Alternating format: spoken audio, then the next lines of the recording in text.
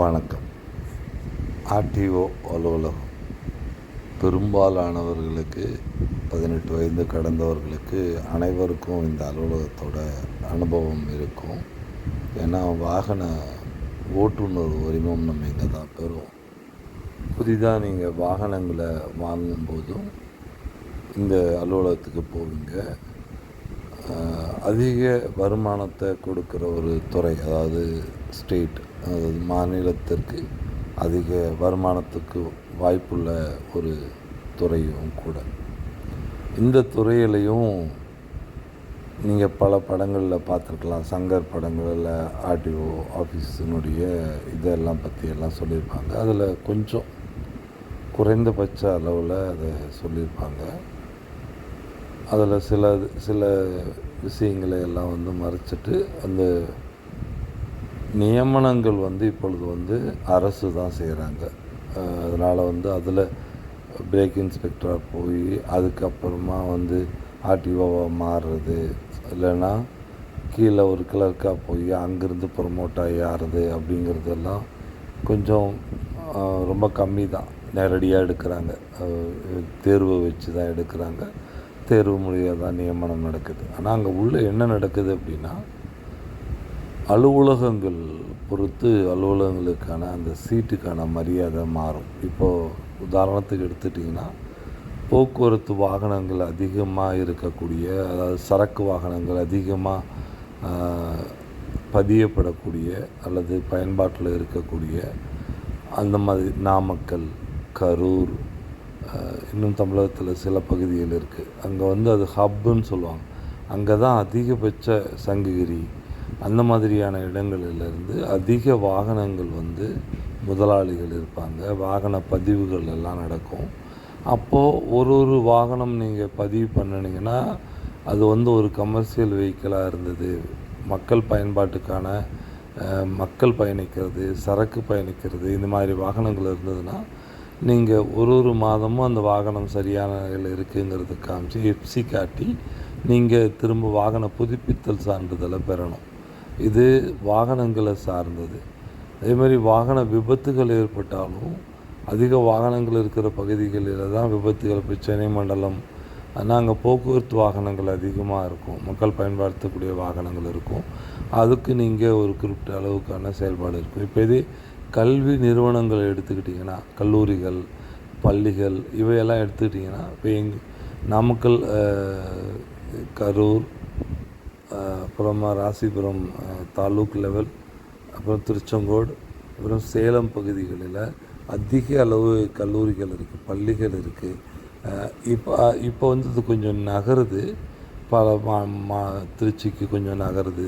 அதிகபட்சமாக ஏற்கனவே இருந்தது அதிக பள்ளிகள் உருவாக்கம் ஏற்படுவது, இதெல்லாம் அந்த பகுதிகளில் இருக்கிற அந்த பள்ளிகள் எல்லாம் அதிக பள்ளி வாகனங்களை தன்னகத்தை வச்சுருக்காங்க.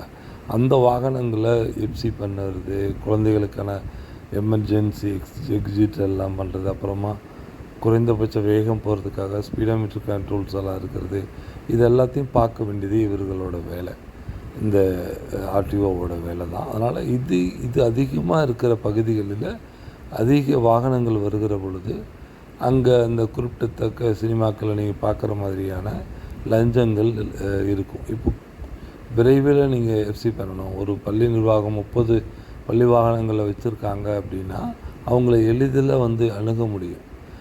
இவ்வளோ கொடுங்க, வேகமாக ஒரு இடத்துல வச்சு நாங்கள் எல்லாத்தையும் நாங்கள் கிளியர் பண்ணி கொடுத்துட்றோம் அப்படி பள்ளி நிர்வாகத்தோடு பேச முடியும். ஒரு தனி வாகனங்களாக போகிற முதலாளிக்கும் அவருக்குமா இருக்கும், ஒரு 10 வாகனம் வச்சுருக்கிறவருக்கும் அவருக்குமா இருக்கும். இந்த டிரைவிங் ஸ்கூல்ஸுன்னு சொல்லி நீங்கள் கேள்விப்பட்டிருப்பீங்க. அது எல்லாமே டிரைவிங் ஸ்கூல்ஸ் இல்லாத, எளிதில் முன்னாடி எல்லாம் பண்ணுவோம். இப்போ ஆன்லைன் ஆக்கிட்டாங்க. பல தேர்வுகள் ஆன்லைனில் தான் நடக்குது. வாகன ஓட்டுநர் உரிமங்களாக இருக்கலாம், இல்லை எல்லாமே ஆன்லைன் பண்ணிட்டாங்க. உங்களுக்கு டிரைவிங் லைசன்ஸ் கூட உங்களுக்கு வீட்டுக்கே போஸ்டல்ஸ் டிபார்ட்மெண்ட் மூலம் அனுப்பிச்சிடுறாங்க. ஆனால் எல்லா நடைமுறைகளும் அப்படியே தான் இருக்குது. அது ஆன்லைனில் ஆக்கப்பட்டிருக்கு. நீங்கள் இப்போ ஒரு ஃபோட்டோ எடுக்கணுன்னா முன்னாடி ஃபோட்டோலாம் கொடுப்பீங்க, இப்போ அவங்களே ஃபோட்டோ எடுத்துக்கிறாங்க. அந்த மாதிரி பல விஷயங்கள் ஆன்லைனில் ஆக்கப்பட்டிருக்கு. அதே மாதிரி பல விஷயங்கள் முறை தவறியும் ஆன்லைனில் ஆக்கப்பட்டிருக்குன்னு வச்சுக்கோங்களேன். அப்போ இந்த அதிகமான வாகனங்கள் வரக்கூடியது, அதிகமான ஓட்டுநர் உரிமங்கள் பெறக்கூடியது, இந்த இடங்களில் இருக்கிற அந்த ஆர்டிஓ அலுவலருக்கு வந்து அதிகமான வருமானம் வர வாய்ப்பு இருக்கிறதால அந்த இடத்துக்கு போட்டி போடுவாங்க. இப்போ நான் அந்த இடத்துக்கு போகிறேன் அப்படின்னு நான் முயற்சி பண்ணேன்னா, நான் அந்த இடத்துக்கு மினிஸ்டரை பார்த்து இந்த மாதிரி நான் அங்கே போகிறேன், எனக்கு அங்கே போஸ்டிங் போடுங்க, என்ன பண்ணணுமோ அப்போ ஒரு குறிப்பிட்ட அமௌண்ட் அவர் அங்கே கொடுக்குறாரு அப்படின்னா அந்த பணத்தை அவர் இங்கே எடுக்கிறதுக்கு முயற்சி பண்ணுவார். இங்கே இருக்கிற டிரைவிங் ஸ்கூல்ஸோட வேலை என்னவாக இருக்கும்னா, ஃபெசிலிட்டேட் பண்ணக்கூடிய வேலைக்கு தான் அவங்க இருப்பாங்க. ஏன்னா அவங்க ஒரு 4 பேர் அவங்கக்கிட்ட வந்து டிரைவிங் கற்றுக்குறாங்க அப்படின்னா அவங்களுக்கு டிரைவிங் சொல்லி கொடுத்துட்டு கூட்டிகிட்டு வந்து பிரேக் இன்ஸ்பெக்டர்கிட்ட காமிச்சு இப்போ 2 அலுவலர்களுக்கு அவங்க முன்னாடியெல்லாம் ஒருவர் தான் இருப்பாங்க. இப்போ 20 இருக்காங்க. வாகன புதுப்பித்தல் ஒருத்தரும் டிரைவிங் லைசன்ஸ் ஒருத்தரும் பார்த்துக்கிற மாதிரி இருக்கிறாங்க. ரோடு இன்ஸ்பெக்டர் நினைக்கிறேன், டிசிக்னேஷன் எனக்கு ப்ராப்பராக தெரில. அப்போ அவங்க 2 பேருமா பார்த்து வேலைகளை சீக்கிரமாக முடிக்கிறாங்க. இப்போ காலையில் புது வாகனங்கள் ரிஜிஸ்ட்ரேஷன்ஸ்க்கு வருது. அப்புறம் அதில் வந்து சிலர் வந்து ஸ்பான்சி நம்பர் கேட்பாங்க. அந்த நம்பர்களை தேர்வு செய்துட்டு அதை உள்ளே கொடுத்து அதுக்குரிய பணத்தை 1000 நம்பருக்குள்ள அளவுக்கான ஒரு பணம், அதுக்கு மேலே போச்சுன்னா அதுக்குள்ளே ஃபேன்சி நம்பர்களுக்கு ஒரு பணம், இது மாதிரியெல்லாம் முடித்து இப்போ இன்றைக்கி ஒரு 50 புது வாகனங்கள் வருதுன்னா அதை முடித்து அதை அனுப்பிவிட்டுட்டு அதுக்கு நம்பர் அலாட்மெண்ட் கொடுத்துட்டு அதுக்கப்புறமா ரெனியூவல்ஸ் வரும், 15 வருஷம் முடிஞ்ச வண்டிகள் வரும், அப்புறமா ரெப்சி வரும். இப்போ எல்லாத்தையும் பார்க்குறது இந்த அலுவலகங்களோட வேலைகளாக இருக்குது. ஸோ விரைவில் ஏன்னா எல்லோருமே தங்களுடைய வேலைகளை விட்டுட்டு தான் வந்திருப்பாங்க. சில வாகனங்களை ஷோரூம்லேருந்து நேரடியாக கொண்டு வந்து இவங்ககிட்ட காட்டி எல்லா வேலையும் முடிச்சுக்கிட்டு தான் போக வேண்டியது இருக்குது. அது கார்களாக இருக்கலாம், இல்லைன்னா இருசக்கர வாகனங்களாக இருக்கலாம், இல்லை ஒரு 2 டேஸ் 3 டேஸ் கழித்து வரலாம் அப்படின்ற வாகனங்கள் இருக்குது. அப்புறம் இப்படி நிறைய வேலைகளை இந்த அலுவலகங்கள் செய்யுது. அந்த மக்கள் வந்து இதுக்காக சில நாட்களை சில பகுதிகளை அவங்க செயல்படுத்த வேண்டியதாக இருக்குது. ஸோ அதனாலேயே வந்து விரைவில் முடிக்கிறது வேண்டிய நிர்பந்தம் வந்து அவங்களுக்கு ஏற்படுது. நீங்கள் ஒரு 3 பேரல் ஒரு லாரியை நீங்கள் கொண்டுகிட்டு வந்து வச்சிங்கன்னா அந்த எஃப்சி முடித்து அது அடுத்த லோடுக்கு ரெடியாக இருக்கும். அதை உடனடியாக கொண்டுகிட்டு போக வேண்டிய நிர்பந்தம் அவங்களுக்கு ஏற்படும். ஏன்னா ஒரு லாங் லோடு வந்து ஒரு 6 நாள் 7 நாள் போக வேண்டிய ஒரு லோடு இருக்குன்னா அந்த லோடு இன்றைக்கி ஏற்றினா தான் அங்கே வரும். நீங்கள்லாம் கேள்விப்பட்டிருப்பீங்க டைமிங் லோடு, அந்த நிறைய அதுக்குள்ளே இருக்குது அந்த வாகனங்களுக்கு. இப்போ ஒரு முட்டை லோடு இருக்குன்னா முட்டை லோடு வந்து கரெக்டாக ஹார்பருக்கு கொண்டு போய் சேர்த்தணும். அப்போ ஹார்பருக்கு நீங்கள் கொண்டு போய் சேர்த்தணுன்னா இந்த டைமுக்கு கொண்டு போய் சேர்த்தா தான் ஷிப்பிங் முடித்து அவங்க லோட் பாயிண்ட்டுக்கு கொண்டுகிட்டு போக முடியும். இப்படி ஒவ்வொருத்தரும் இப்போ சென்னையில் எண்ணூரில் வந்து ஒருத்தவங்க ஒரு சரக்கு எடுக்கிறாங்க, ஒரு கண்டெய்னர் எடுக்கிறாங்கன்னா உள்ளே போய் வெளியில் வர்றதுக்கே 3 நாள் ஆகும். ஸோ நிறைய விஷயங்கள் இருக்குது. இப்போ வெளிமாநிலங்களுக்கு போயிருக்கிற வாகனம் எஃப்சி டேட்டுக்கு முடிஞ்சு போச்சுன்னா அவர் இங்கேயே அதை எஃப்சி பண்ணுறதுக்கான எல்லா வேலைகளையும் பண்ண வேண்டியது இருக்கும். அங்கே முடித்து அதாவது ப்ராக்டிக்கலாக நிறைய சிக்கல்கள் இந்த வாகனம் வைத்திருக்கிறவர்களுக்கு ஓனர்களுக்கு இருக்குது. இன்றைக்கி பல லோடுகள் வந்து குறைந்தபட்ச அளவுக்கு இப்போ ஒரு எல்பிஜி புல்லட் இருக்குன்னா அது வந்து ஒரு எண்ணெய் நிறுவனங்களோட கோட் பண்ணுறாங்கன்னா அது ரொம்ப பார்டர் லைனில் அவங்க கோட் பண்ண வேண்டியது இருக்குது. அவங்க எல்லா செலவினங்கள், டீசல் செலவினங்கள், டிரைவரோட செலவினங்கள், போக்குவரத்தில் டோலோட எல்லாத்தையும் சேர்த்து ஒரு எல்பிஜி வந்து புல்லட் வந்து ஃபில்லிங் பாயிண்ட்லேருந்து இந்த லோடிங் பாயிண்ட்டுக்கு இப்போ வந்து கொச்சினில் அவங்க வந்து புல்லட் ஃபில் பண்ணுறாங்கன்னா அதை சேலத்தில் இருக்கிற ஒரு எல்பிஜி பாட்டிலிங் பிளான்ட்டுக்கு கொண்டுட்டு வராங்கன்னு வச்சுப்போம். அப்போ கிலோமீட்டர் கணக்கு போட்டு அவங்க டெண்டர் கோட் பண்ணி அந்த டெண்டரில் பாட்டம் லெவல் டெண்டர் கோட் ஆகி அந்த டெண்டரில் இருந்து அவங்களுக்கு கிடைக்கிற பணத்தை வச்சு தான் அந்த நிறுவனத்தை ரன் பண்ண முடியும். எல்பிஜி டேங்கர் லாரி ஓனர்ஸ் அசோசியேஷன்லாம் ரொம்ப ஸ்ட்ராங்காக இருந்தது. கடந்த காலங்களில் அது மிக அளவுக்கு குறைச்சி அந்த லாபத்தை மிக அளவுக்கு குறைச்சி அந்த யூனியன்களையே செயலிழக்க வச்சுருக்காங்க. இப்போ இந்த lorry owners associations petrol pumps எல்லாம் நிறையா நடத்துகிறாங்க. அவங்க வந்து அந்த லாபத்தை வந்து மக்களுக்கு கொடுத்துட்டு அதை ரன் பண்ணிவிட்டு அது ப்ராஃபிட்டபுளாக கொண்டு போயிட்டு இருந்தாங்க. அந்த நிறுவனங்களே ஆட்ட நிலைக்கு கொண்டு வந்துட்டாங்க. மத்திய அரசு மிக திறம்பட அதில் செயல்பட்டுருக்காங்க.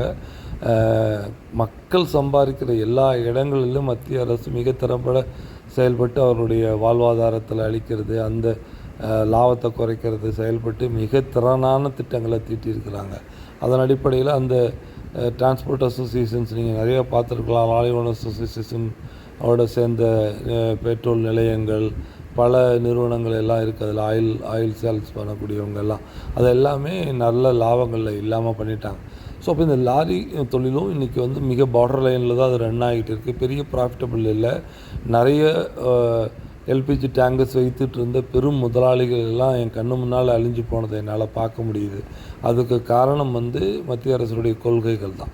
ஸோ அதனால் அவங்கெல்லாம் வந்து உடனடியாக அதை முடித்து கொண்டுட்டு போக வேண்டியது இருக்கிறதால இவங்களுக்கு கிடைக்கிற தொகைகளை கொடுத்துட்டு உடனடியாக அந்த அந்த வாகனத்தை நகர்த்திட்டு போய் அடுத்த கட்ட வேலைகளில் இயங்க வேண்டியது இருக்குது. ஸோ இதனால் இந்த துறை வந்து எளிதில் மக்களை வந்து பேனிக் பண்ணக்கூடிய அளவில் இருக்கிறதால அது சிக்கல்கள் இருக்குது. ஸோ அதனால் வந்து அவர்கள் கேட்குறத கொடுத்துடுறாங்க. அதனால் இந்த பணி மாறுதல்கள், தன் வீட்டுக்கு அருகாமையில் மாறுதல் வாங்கிறது, அதிக பணம் வரக்கூடிய இடத்துக்கு மாறுறது, இப்படியெல்லாம் இந்த துறை மிகப்பெரிய அளவுக்கு வளர்ச்சியடையுது போயிட்டு இருக்குது. அப்புறம் அடுத்து வந்து இந்த துறைகள் என்னென்ன செயல்பாடுகளை செய்யணும், அது எப்படி செய்கிறாங்க, அது செய்கிறதுனால என்ன மாதிரியான நடவடிக்கைகள் நடக்குது அப்படின்றத நம்ம ஒரு பார்த்துடலாம். முதல்ல வந்து என்னென்னா, இந்த துறைக்கு தான் இந்த சாலையில் பயணப்படக்கூடியவர்கள் வாகன ஓட்டுநர் உரிமம் கொடுக்குறாங்கல்ல, அந்த வாகன ஓட்டுநர் உரிமங்கள் கொடுக்கறதுக்காக அந்த உரிமங்களை கற்றுக் கொடுக்குற டிரைவிங் லைசன்ஸ் இருக்காங்க. அவங்க தான் இந்த டிரைவிங் லைசன்ஸை எடுத்து கொடுக்கணும். வாகனத்தில் எப்படி ஓட்டணும், ஸ்லோப்பில் எப்படி ஓட்டணும், திரும்புகிற இடத்துல எப்படியெல்லாம் செயல்படணும், ஒரு சாலை விதிகளை எப்படி மதிக்கணும். இப்போ லேன் சொல்லப்படுது. முன்னாடி லேன் கிடையாது, ஆப்போசிட் வரும், சிங்கிள் லேன் இருக்கும். இப்போ டபுள் லேன் வந்திருக்கு. டபுள் லேனில் வந்து எந்த லேனில் எந்த வாகனம் போகணும், குறைவான வேகத்தில் போகிற லேன் வாகனங்கள் எங்கே போகணும், இருசக்கர வாகனங்கள் எங்கே போகணும் அப்படின்னு 2 லேனாக இருந்ததுன்னா, 3 லேனாக இருந்ததுன்னா, இப்படி அந்த மாதிரியான விஷயங்களை எல்லாம் சொல்லிக் கொடுத்து மக்களுக்கு விழிப்புணர்வு ஏற்படுத்த வேண்டிய துறை இந்த துறை தான்.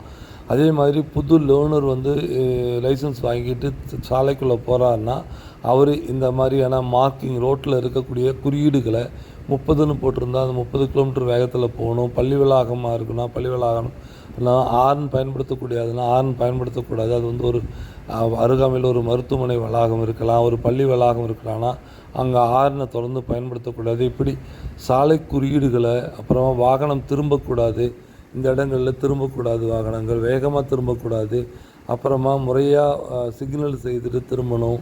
எதுக்கால குவியாடி இருக்குன்னா குவியாடியை சரியாக கவனித்து அந்த பக்கம் வாகனம் வருதா இல்லையா அப்படின்னு பார்த்து திரும்பணும். குறிப்பிட்ட வேகத்தில் தான் திரும்பணும்.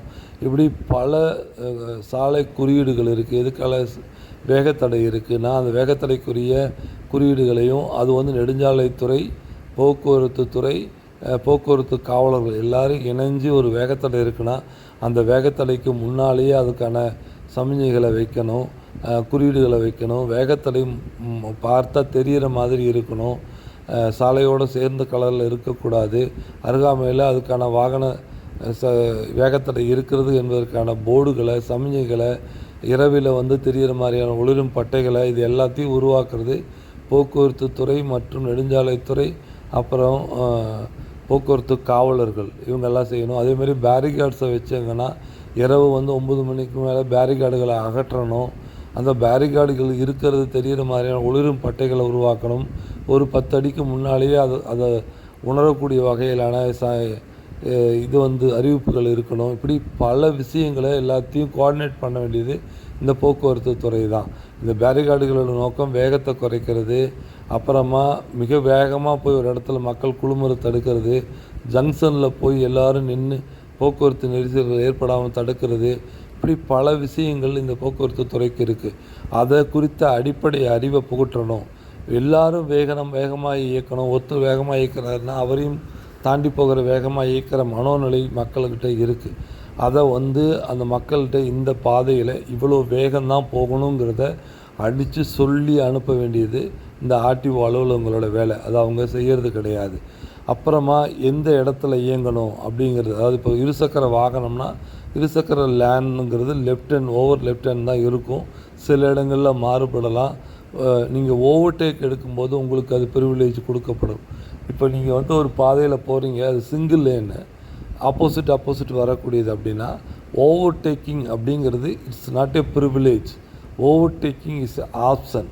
நீங்கள் ஒரு வாகனம் முன்னாடி போயிட்டு இருக்குது, அது ஒரு குறிப்பிட்ட வேகத்தில் தான் போயிட்டு இருக்குது. எதுக்கெல்லாம் வாகனங்கள் வந்துக்கிட்டே இருக்குன்னா நீங்கள் குறைஞ்சபட்சம் அமைதி காத்து அந்த எதுக்கில் வாகனம் வராத போது நீங்கள் ஓவர்டேக் எடுத்து திரும்பவும் அந்த வாகனத்துக்கு முன்னாடி போயிடணும். அதுதான் உங்கள் லேன். ஆனால் இந்த ஓவர்டேக்கிங் எடுக்கிறவங்க லைட்டை போட்டு விட்டுட்டு சாவகாசமாக எதுக்கில் வாகனம் வந்துக்கிட்டு தான் இருக்கும், தொடர்ந்து வந்துகிட்டே இருக்கும். ஆனால் இவங்க லைட்டை லைட் என்பது நான் இப்போ ஓவர்டேக் எடுக்க போகிறேன், நீங்கள் கொஞ்சம் ஸ்லோ பண்ணிக்கங்கிறதுக்கும் அதுவும் தனக்கான கொடுக்கப்பட்ட ஒரு ஆப்ஷன் தான். ஆனால் பெரும்பாலான இங்கே இருக்கிற வாகன ஓட்டிகள் ஒரு வாகனத்துக்கு பின்னாடி போன உடனே லைட்டை போட்டு விட்டுடுவாங்க. எதுக்கால மிக சாவகாசமாக ஓவர்டேக் எடுத்து போவாங்க. எதுக்கில் வரக்கூடிய லேனில் வரக்கூடியவங்க நின்று போகணும். அந்த எதுக்கில் வரவருக்கு தான் ப்ரிவிலேஜ். அந்த அந்த அந்த லேன் உங்களுக்கு ஆப்ஷன் தான், நீங்கள் அதை பயன்படுத்திக்கிறதுக்கு அனுமதிக்கப்படுறீங்க, அவ்வளோதான். இதை நீங்கள் பல காணொளிகள் எல்லாம் கூட பார்த்துருக்கலாம். எவ்வளோ தூரம் இவர்கள் இந்த ஆர்டிஓ சாலை விதிகளை மக்களிடம் கொண்டு போய் சேர்த்துருக்காங்கன்னு. ஒரு வாகனம் போயிட்டு இருக்குது, இந்த வாகனத்தை ஒருத்தர் ஓவர்டேக் பண்ணுறாரு, அவருக்கும் அது ஆப்ஷன் தான். எதுக்கால ஒரு இருசக்கர வாகனம் வராரு, அந்த இருசக்கர வாகனத்துக்கான அது லேன் கிடையாது. அவருக்கும் ஒரு இருசக்கர வாகனம் போயிட்டுருக்குன்னா அவருக்கும் அந்த இருசக்கர வாகனத்தை ஓவர்டேக் பண்ணுறதுக்கு ப்ரிவிலேஜ் இருக்குது. இப்போ அந்த எதுக்கால அந்த வரக்கூடிய அந்த இருசக்கர வாகனம் நடு லேனில் இருக்கார். இது என்னென்னா ஆப்போசிட் போகிற சிங்கிள் லேன் ரோடை நீங்கள் கற்பனை பண்ணிக்கிங்க. அதை நான் சேவ் பண்ண வச்சுட்டு அந்த வீடியோவை கற்பனை பண்ணிக்கிங்க. அந்த எதுக்கில் வரக்கூடிய அந்த இருசக்கர வாகனம் நடு சாலையில் நிற்கிறாரு. இந்த ஓவர்டேக் எடுத்த அந்த வாகனம் நடு சாலையில் நிற்கிறாரு. இவர் ஓவர்டேக் எடுத்த வாகனம் போயிடுச்சு. இப்போது எதுக்க இருக்குது, அதாவது இருசக்கர வாகனமும் இந்த ஓவர்டேக் எடுத்த வாகனமும் நெக் நிற்கிறாங்க. இந்த ஒன்று அவர் பின்னாடி போய் தான் அந்த ஓவர்டேக் எடுத்த பேருந்து போக முடியும், இல்லைன்னா போக முடியாது. புரியுதா? பின்னாடி வாகனங்கள் சேர்ந்துருச்சு, அந்த இருசக்கர வாகனம் நடு ரோட்டில் நிற்கிது. இது காணொலியாக வருது. காணொலியில் என்ன மக்களுடைய புரிதலோடு அவங்க எல்லாம் என்ன பேசுகிறாங்க அப்படின்னா, திமிரில் பாரிவன் நிற்கிறான். அதாவது இருசக்கர வாகனத்துக்கு ஆதரவு நிலைப்பாடோட இந்த பெருவாகனத்துக்கு எதிர்நிலையில் இது தப்பான லேன், இப்படி அராஜகம் பண்ணுறாங்க அப்படிங்கிற மனநிலையில் அங்கே பதிவிடப்படுறதை பார்க்க முடியும். சாலைகளிலும் மக்களுடைய மனநிலை இருசக்கர வாகனம் விசஸ் கார்னா காருக்கு எதிர்நிலை, கார் விசஸ் லாரினா லாரிக்கு எதிர் மனநிலை, பேருந்துக்கு எதிர்மனை, இப்படி தான் இருக்குது. ஆனால் அந்த இருசக்கர வாகனம் செய்தது தான் தவறு. அவர் மேலே வழக்கு பதியணும். ஏன்னா அவருக்கு அது லேனே கிடையாது. அது லேன் பெரிய வாகனங்களுக்கான லேன். இருசக்கர வாகனங்கிறது இந்த கீப் லெஃப்ட் அப்படிங்கிற முறையில் போகலாம். வேறு ஏதேனும் சிக்கல் இருந்தால் அவரும் ப்ரிவிலேஜ் டு ஓவர்டேக். அப்போ அவர் இந்த லேனுக்கு திரும்பவும் அவரோட லேனுக்கு போயிடணும். இது நான் சொல்கிறது எதிர் போகக்கூடிய வழி கொண்ட சிங்கிள் லேன் வித்து 2 வீலர் லேனோடு சேர்ந்தது. போகவே கூடாது. அந்த இருசக்கர வாகனங்கள் அந்த இருசக்கர லேனு அல்லது ஓரங்களில் தான் போகணுன்றதெல்லாம் கிடையாது. அவங்களுக்கு இந்த லேனில் போகிறதுக்கான எல்லா ப்ரிவிலேஜும் இருக்குது. ஆனால் it's not a right to prevent overtake. ஒருத்தர் ஓவர்டேக் எடுக்கிறத ஒருத்தர் முந்தி போவதற்கு தடை ஏற்படுத்தக்கூடிய அளவுக்கு அவர் ப்ரிவிலேஜ் அவருக்கு கிடையாது. அதுதான் நான் சொல்ல வருது. அதனால் முறையாக ஒரு இடத்துல யாருக்கு இந்த சாலையில் முன்னுரிமை இருக்குது. ஒரு சாலையில் ஒருத்தர் போயிட்டுருக்காரு, பக்கவாட்டு சாலையிலேருந்து உள்ளே வரார் ஒரு நபர். அவர் உள்ளே அவர் நேராக, அதாவது நேர்பாதையில் போயிட்டுருக்கிறவர் மேலே வன்மத்தை கொட்டுறார். அவர் தான் பார்த்து பக்க சாலையிலேருந்து வரக்கூடியவர் பார்த்து உள்ளுக்குள்ளே வரணும். ஆனால் அந்த கார் ஒரு பெரிய BMW கார் உள்ளே வராரு. உள்ளே தன்னுடைய காரனுடைய கால்வாசியை ரோட்டில் நுழைச்சிட்டு அந்த சாலையில் எல்லோரும் போய்கிட்டே இருக்கிறாங்க இல்லையா, அந்த விட்டு சண்டைக்கு போகிறார். நான் வரேன்னு தெரியுதில்ல, நிற்க மாட்டியா நீ அப்படிங்கிறார். அது முறையற்ற ஒரு செயல். வாகன விதிகள் பிரகாரம் நேர்நிலையில் போகக்கூடிய வாகனங்கள் தொடர்ந்து போயிட்டு தான் இருக்கும். உள் நுழையக்கூடிய வாகனம் நின்று தனக்கான இடம் கிடைச்ச பிறகு தான் அவர் உள்ளே நுழையணும். அப்போ தான் டிராஃபிக் ஜாம்ஸ், அதாவது போக்குவரத்து நெரிசலோ இதோ ஏற்படாமல் இருக்கும். இதை தவிர்க்க அதே மாதிரி ஒரு குறிப்பிட்ட வேகத்தில் வாகனங்கள் முறையாக இயங்கிக்கிட்டே இருக்கணும். இப்போது சென்னையில் ஒரு போக்குவரத்து நெரிசல் வந்து கடந்த தேர்தல் காலத்தில் ஏற்பட்டுச்சு. அந்த தேர்தல் காலத்தில் ஏற்பட்டதுக்கு மிக முக்கிய காரணம் அந்த சாலைகளில் இருமருங்கிலும் நிறுத்தி வைக்கப்பட்ட வாகனங்கள். இப்போ அந்த நிறுத்தி வைக்கப்பட்ட வாகனங்களுக்கெல்லாம் உரிய அபராதங்களை விதிக்க வேண்டியது இந்த போக்குவரத்து துறையோட வேலை.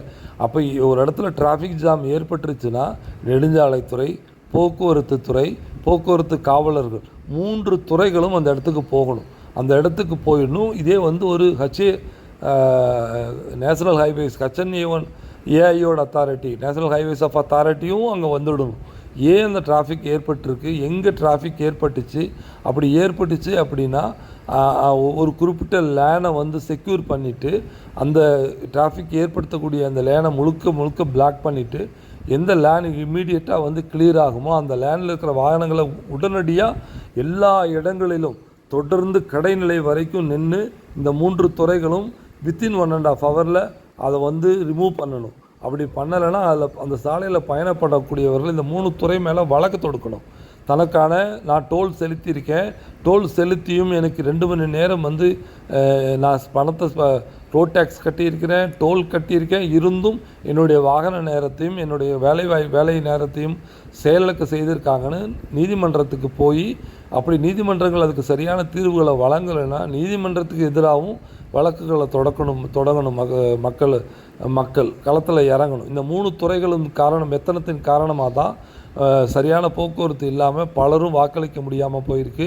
அந்த வாக்களிக்க முடியாமல் போனவர்கள் எல்லாம் தங்களுடைய தரவுகளை வைத்து நீதிமன்றத்தை அணுகி தேர்தல் ஆணையம் மற்றும் இந்த 3 துறைகளும் சரியாக செயல்படாத என்னுடைய வாக்குரிமையை செலுத்த முடியலைன்னு, என்னுடைய ஃபண்டமெண்டல் ரைட்ஸை நான் சரியாக செயல்படுத்த முடியலைன்னு நீதிமன்றங்களை அணுகணும். இதுக்கு இந்த வாக்களிக்க முடியாதவர்கள் எல்லாம் ஒருங்கிணைந்த ஒரு அமைப்பை ஏற்படுத்தி அந்த அமைப்பின் வழியாக உச்சநீதிமன்றம் வரைக்கும் போய் ஒரு ஆர்டரை பெறணும். நாளை இந்த மாதிரி ஒருத்தர் கூட வாக்களிக்க முடியாமல் போகிறதுக்கான போக்குவரத்து நெரிசலையோ இல்லை வேறு சிக்கல்களையோ உருவாக்க முடியாமல் செய்யணும். அப்போ இந்த போக்குவரத்து துறை இந்த மாதிரி செயல்படாததுனால பலருக்கு விதிகளை பற்றின முறையான அறிவில்லை. பணம் உள்ளவர்கள் மற்றவர்களை மிரட்டக்கூடிய நிலை ஏற்படுறதுக்கு இந்த துறை தான் காரணம். அதுக்கப்புறமா இவர்கள் வந்து சொல்லி கொடுக்கறது இல்லை, மக்களுக்கான இது பண்ணுறது இல்லை. முறையற்ற வாகனங்கள் இருக்குல்ல, பல வாகனங்களுக்கு வந்து இவங்க புதிய வாகனங்களுக்கு வந்து நம்பர் பிளேட் கொடுக்குறது, அதாவது நம்பர் கொடுக்கறது தான் இவங்களோட வேலை. அந்த நம்பர் பிளேட் கொடுக்கறதுல பல காலதாமதங்கள் நடக்கிறதா நான் பார்க்க முடியுது. அதனால் நம்பர் பிளேட்டுகள் இல்லாத வாகனங்களை, சாலைகளை, புது வாகனங்களை பார்க்க முடியும். பல நாட்கள், பல மாதங்கள் நம்பர் பிளேட் இல்லாமல் வாகனங்கள் சாலைகள் இயங்குது. இது எல்லாமே 280 சிசிக்கு மேலே உள்ள வாகனங்களாக இருக்குது. எளிதில் 10 நிமிஷத்து ஒரு 3 நிமிஷத்துக்குள்ளே அது 150 வேகத்தை எட்டக்கூடிய வாகனங்கள். அந்த வாகனங்கள் குற்றச்செயல்களில் ஈடுபடுறதுக்கான மிக அதிக வாய்ப்பு இருக்குது. அந்த வாகனங்கள் எல்லாம் முறையான நம்பர் பிளேட்டுகளோடு தான், அதையும் பார்த்து தான் வாகனங்களை சாலையில் விடணும். அந்த நம்பர் பிளேட்டுகள் விண்ணை நோக்கி பார்க்குறது, மண்ணை நோக்கி பார்க்குறது, மடக்கி விட வகையான நம்பர் பிளேட்டுகளை கொண்ட வாகனங்களை சாலைகளை பார்க்க முடியுது. இது எல்லாத்தையும் வந்து இந்த துறை தான் கவனிக்கணும். அப்படி ஒரு மடக்கிற மாதிரியான ஒரு நம்பர் பிளேட் இருந்ததுன்னா அந்த ஆர்டிஓ அலுவலகத்தில் இருப்பவர்கள் அத்தனை பேருக்குமான மெமோ வழங்கப்படணும். எப்படி அது வந்து உருவாக்கப்படுதுன்னு. அந்த நம்பர் பிளேட் வந்து சரியான நம்பர் பிளேட்டோடு தான் வாகனம் சாலைக்கு போகணும். அப்படி நம்பர் பிளேட் இல்லைன்னா அந்த வாகனத்தை வீட்டில் நிறுத்தி வைக்கணும். அதுதான் முறை. ஆனால் ஸ்பீடா மீட்டரை கழட்டி விட்டுட்டு அந்த வாகனங்களை சாலைகளில் இயக்கிறது, பல மாதங்களை இயக்கிறது, நகரங்களுக்குள்ளேயே அந்த வாகனங்களை பார்க்க முடியும், வீடியோ எடுத்து போட முடியும். தேவையில்லாத சில மக்களுக்கு அது அசௌகரியங்களை ஏற்படுத்தக்கூடாதுங்கிறதுனால அது செய்யலை. ஸோ இப்படி பல நிலைகளில் இந்த ஆர்டிஓ வந்து செயல்படாமல் இருக்கிறாங்க. ஊழல் நடக்குது, போக்குவரத்து விதிகள் மக்களிடம் கொண்டு சேர்க்கப்படலை, போக்குவரத்து நெரிசல் சார்ந்திருக்க பிரச்சனைகளுக்கு தீர்வுகள் காணப்படலை. இந்த துறைகளில் லக்ஸூரியஸாக இருக்காங்க. இதில் இந்த துறையினுடைய ஒரு அலுவலகத்தில் இருக்கிற ஒரு வீடியோவை மட்டும் உங்களுக்கு ப்ளே பண்ணுறேன். இதோடு இந்த காணொலியை முடிச்சுக்கலாம். இந்த காணொலியை பாருங்கள். ஒரு ஆர்டிஓ அலுவலகத்தில் ஒரு ஆர்டிஓ ஆஃபீஸர் என்ன பண்ணுறாரு அப்படின்னு. இது வந்து ஒரு அரசு வந்து அதிகாரத்தோடு இருக்கிற போது கடந்த கால ஆட்சிகளில் இந்த மாதிரியெல்லாம் நீங்கள் போட முடியாது. போட்டிங்கன்னா அது போடக்கூடியவர் யாராக இருப்பார்னா அங்கே இருக்கிற ஒரு டிரைவிங் லைசன்ஸ் எடுத்து கொடுக்குற டிரைவிங் ஸ்கூல் சேர்ந்தவங்க தான் இருப்பாங்க. அவங்களுக்கும் அந்த அதிகாரிகளுக்கும் நல்ல தொடர்பு இருக்கும். அப்போ தான் எளிதில் வாகன ஓட்டினமோ புதுப்பித்தலோ நடத்த முடியும். அவங்க அதை வச்சு தான் அவங்களுடைய வாழ்வாதாரம் இருக்குது. ட்ரைனிங் பண்ணி கூட்டிகிட்டு வந்தால் நல்ல போன உடனே லைசன்ஸ் எடுத்து கொடுப்பாரு அப்படின்னா தான் அங்கே நிறைய பேர் லைசன்ஸ் எடுக்க போவாங்க. கட்டமைப்பு வச்சுருப்பாங்க, ஒரு ஆள் வச்சு ட்ரெயினர் வச்சுருப்பாங்க, ஒரு கார் வச்சுருப்பாங்க, ஒரு ஆஃபீஸ் வச்சுருப்பாங்க. ஸோ அவங்களோட எக்ஸ்பெண்டிச்சர்ஸ் எல்லாம் மீட் பண்ணுறதுக்காக அவங்க இவங்களுக்கு சொல்கிறதோ இல்லை இவங்களுக்கு கீழேயோ வேலை செய்வாங்க. இது எல்லா அலுவலகங்களிலும் இந்த மாதிரியான விஷயங்களை நீங்கள் பார்க்க முடியும். இந்த காணொலியை முழுசாக பாருங்கள். இன்னும் வரவே இல்லை. மொட்டை வெயில நாங்கள் உட்காந்துருக்கோம். பாருங்க, அவங்க தூங்கி எழுந்திரிச்சு ஃப்ரெஷ்ஷாக வருவாங்க. இல்லை எத்தனை மணி நேரம் சொல்லுங்க, நீங்க எத்தனை மணிக்கு போனீங்க? நாங்களாம் மனுஷனா தெரியலையா? இது வந்து திருமங்கலம் ஆர்டிஓ. திருமங்கலம் ஆர்டிஓ வந்து வேலை பார்க்குற இது அவங்க எவ்வளோ கரெக்டாக அவங்களோட கடமையை செய்கிறாங்கன்னு பார்த்துக்கோங்க. 3:30 மணி ஆச்சு, இத்தனை வண்டி நிற்குது. அவன் வேலை போல் போட்டுட்டு வண்டியை கொண்டு விட்டுருக்கானுங்க. செக் பண்ணி ஏதாவது ஒன்று இருக்குது இல்லைன்னு சொன்னால் கூட பிரச்சனை இல்லை. செக்கே பண்ணாமல் இவ்வளோ நேரம் வெயிட் பண்ணால். காலையிலேருந்து ஒரு ஆர்டிஓவில் வந்து எஃப்சி ரினியூவலுக்காக வந்திருக்கோம். ஒரு ரெஸ்பான்ஸ் இல்லை. ஒரு 4 டூவில் பார்த்துட்டு போயிட்டாங்க மேடமே. இவங்க தான் அந்த மேடமே. ஃபுட்டுக்கு சாப்பிட போடுறவனுங்க இன்னும் வரவே இல்லை. மொட்டை வெயில நாங்கள் உட்காந்துருக்கோம். பாருங்க, அவங்க தூங்கி எழுந்திரிச்சு ஃப்ரெஷ்ஷாக வருவாங்க. இது ஒரு சின்ன எக்ஸாம்பிள் தான். இந்த அதிகாரியை நம்ம சொல்லணும்னு இல்லை. இந்த அதிகாரி இது வந்து வளமையாக இருக்கிறது தான்.